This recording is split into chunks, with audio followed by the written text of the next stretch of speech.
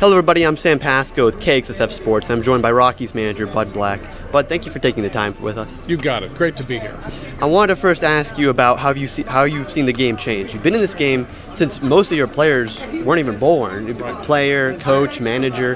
How have you seen it change? Well, it's changed a lot, right? I think there's so much information now, great information actually, on the data side, on the analytics that I think have sort of reshaped the game.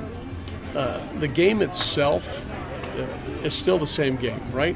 60 feet 6 inches, 3 outs, pitch thrown, batted ball, but there's a lot of information that has been gathered that has helped strategize the game in I think in a lot of good ways.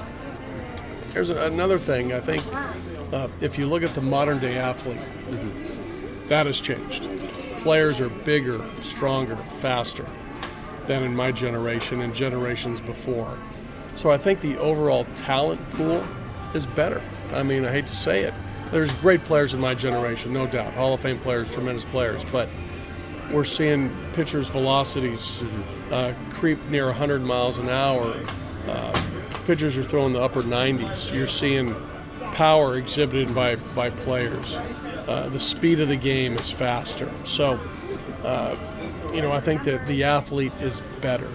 So I think that's a big change, and also the information, the technology, replay, all these things I think have made the game better. I think the game has been better from the viewership too.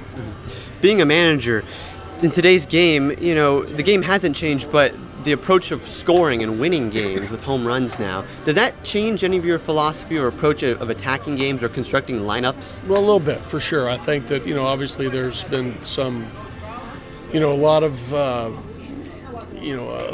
lot of numbers that have been crunched that, that value on-base percentage, that tell you not to give up outs, to let hitters swing the bat. And I do think there's some in value in that. But I also know that there's something about when you get late in the game, when one run can swing a game, when one run can determine the outcome, where a bunt, a hit and run, a stolen base do become valuable. So, if you really look at numbers in the macro, you can see that outs given away by bunts are maybe not functional, but I think there is a part of it. So, anyhow. And definitely with the Moneyball era now, players too are looking at these stats too, where it's not just a few management guys, where they're getting really overloaded with a lot of stats in terms of, strikeout percentage, wins created plus.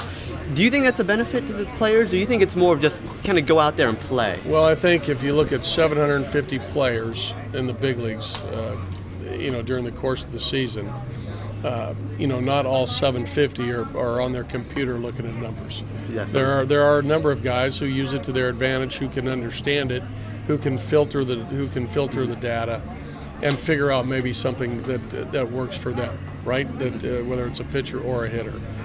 Percentages and the like. Is it for everybody? No.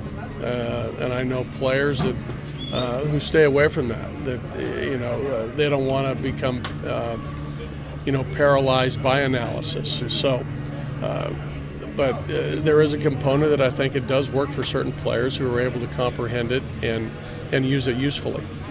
Transitioning into this series, playing the Giants, the biggest storyline has been Bruce Bochy's last homestand right now, but last season. Do you have any Bochy stories? You guys have been managing a long time. Well, I'll say this. He's a great manager. He's a Hall of Fame manager. This guy's will go down as one of the best managers of all time. And I'll say this without any hesitation, is that he's the best in-game strategist that I've ever managed against. You'll never outmaneuver Bruce. I know that. He's a great manager, and over the last couple of years, he's been become a good friend of mine. We've done some excursions with some other baseball guys in the off season, which has been a lot of fun.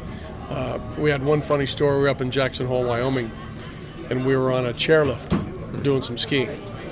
And we both had our skis are on, and we're about to get off the lift.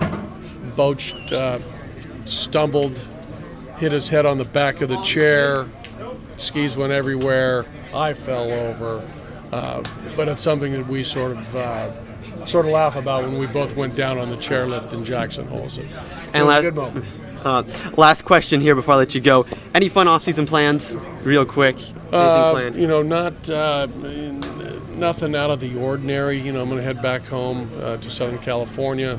Got a new granddaughter. I'm going to Congratulations. enjoy. Thank you. But some of the normal stuff that we do.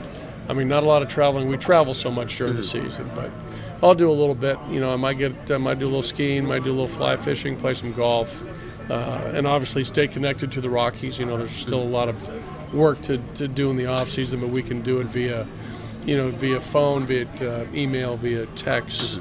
I'll go to Arizona to the Fall League, and there's a number of things that I have to do baseball-wise. But I think in October a little bit of exhale, and then I'll be looking forward to 2020. But thank you for the time. Really You got appreciate it, Sam. Okay, buddy.